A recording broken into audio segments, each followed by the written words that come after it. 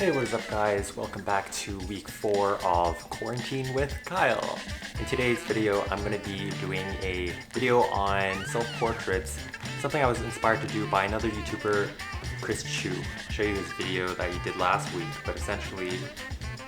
Canada? I'm not from Canada. We're going to do 3 rounds of self-portraits. Three.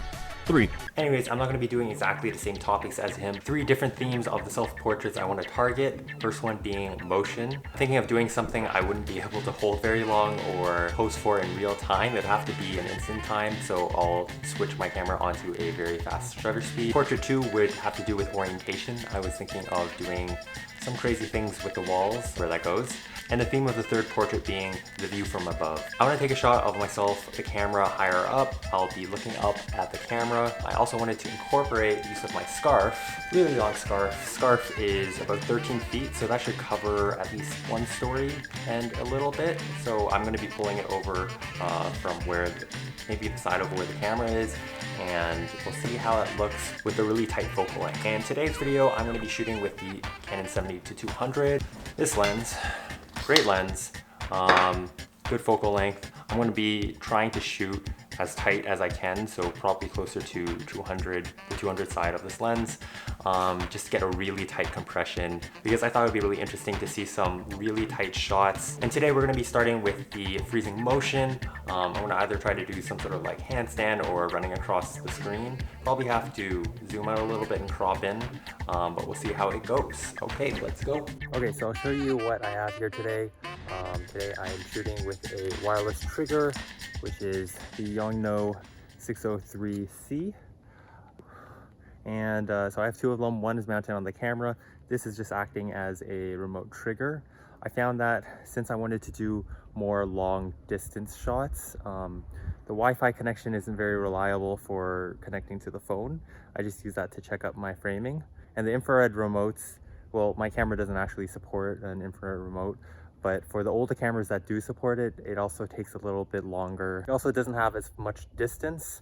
I find that these work well because it plugs directly into the camera, and it uses a radio frequency, so you're sure that whenever you press the button, it'll take the shot.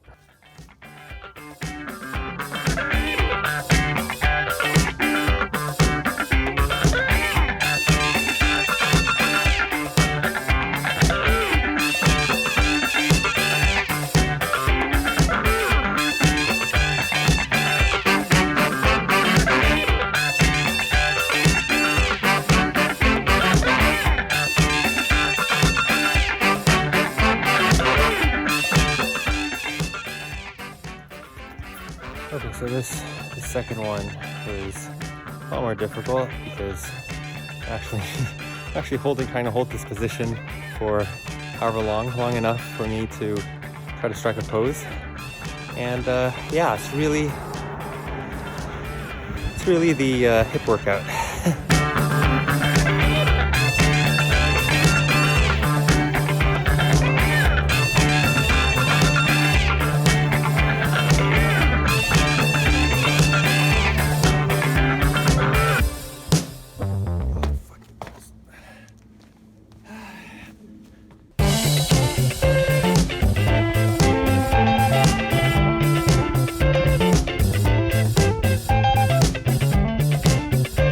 Alright, welcome back guys. Now I wasn't really sure if that last one was going to turn out that well, just because from the preview I saw on my camera, it didn't really seem like my composition was working, but I think all in all it turned out to be an okay shot. But I ended up shooting another shot of portrait 3 right here by my window.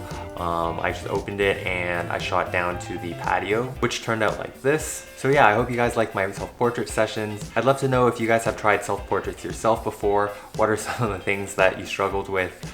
You can let me know in the comments down below. Thanks so much guys for watching. I'll see you guys in next week's video. Bye.